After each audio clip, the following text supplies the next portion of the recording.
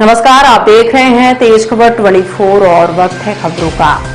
पूर्व केंद्रीय मंत्री, मध्य प्रदेश कांग्रेस कमेटी के पूर्व अध्यक्ष सुरेश पचौरी व्यवहारी में आयोजित राहुल गांधी जनसभा के बाद अपने अल्प प्रवास में रीवा पहुंचे। रीवा में पत्रकारों से चर्चा करते हुए सुरेश पचौरी ने कहा कि जनता का आक्रोश अब सड़कों में है, जनता ने परिवर्तन का मन बना लिया है।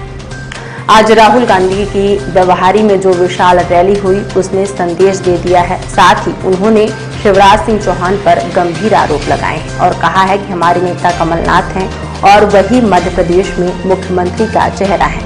सुरेश पचौरी ने कहा कि भारतीय जनता पार्टी सनातन को वोट का माध्यम मानती है और यह दुरुपयोग करती है सनातन का, जबकि हम सभी सही मायने में मन से सनातनी है। इसलिए हमने पितृपक्ष में प्रत्याशियों की सूची जारी नहीं की है। आइए आपको सुनाते हैं सुरेश पचौरी ने मीडिया से चर्चा के दौरान क्या कुछ कहा है।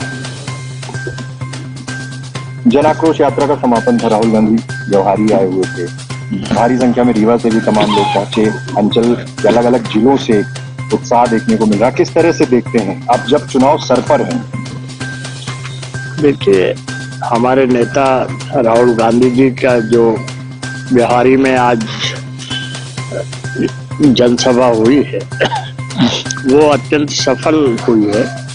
और जहां तक जन आक्रोश यात्रा का प्रश्न है तो सवाल ये उठता है कि इस जन आक्रोश यात्रा की जरूरत क्यों पड़ी। पूरे प्रदेश में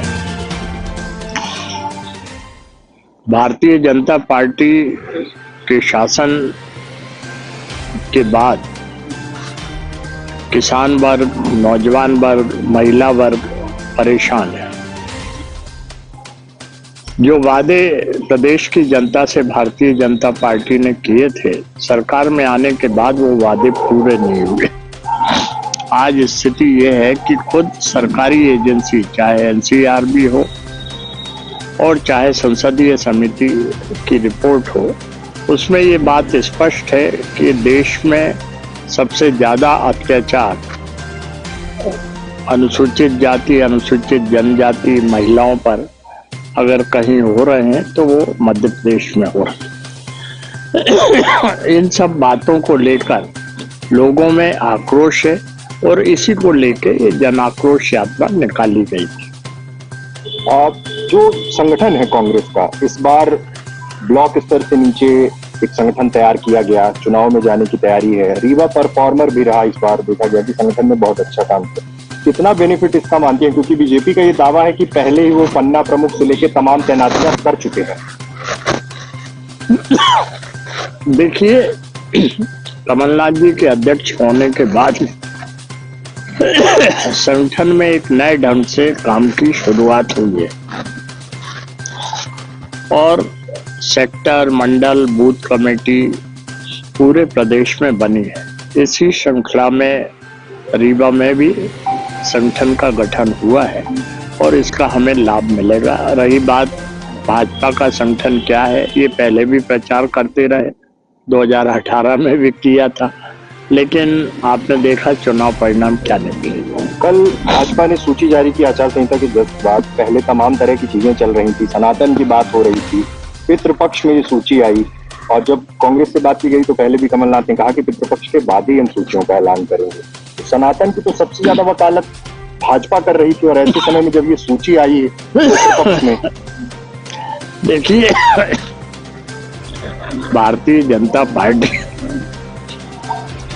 केवल राजनीतिक दृष्टि से सनातन धर्म की बात करती है। हम लोग मन से सनातन धर्म का पालन करते हैं। मेरा अपना प्रश्न भी है, तो मैं द्विपीठाधीश्वर जगतगुरु शंकराचार्य स्वामी स्वरूपानंद जी का दीक्षित शिष्य हूं। तो अगर हम कहीं पूजा पाठ करके जाते हैं, टीका लगा के जाते हैं, तो प्रदर्शन के लिए नहीं जाते।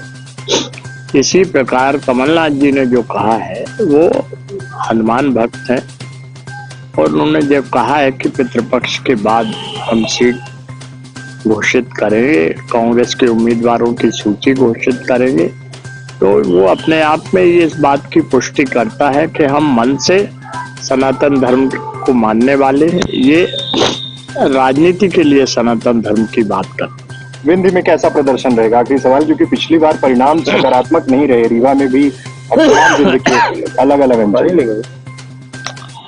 देखिए, विंध्य क्या पूरे मध्य प्रदेश में कांग्रेस के पक्ष में माहौल है और कांग्रेस की सरकार बनेगी। प्रदेश में मुख्यमंत्री कमलनाथ जी बनेंगे और ये बात मैं नहीं कह रहा हूँ, ये हमारे अखिल भारतीय कांग्रेस कमेटी के अध्यक्ष खड़गे जी स्पष्ट रूप से सागर में कह गए, प्रियंका जी ने ग्वालियर में संकेत दे दिए, राहुल जी ने दे दिए हैं। और प्रभारी महोदय से जब पूछा सुरजेवाला जी से भोपाल की एक प्रेस कॉन्फ्रेंस में कांग्रेस का सीएम फेस कौन है, तो उन्होंने कमलनाथ जी की तरफ इशारा करके स्पष्ट किया। धन्यवाद।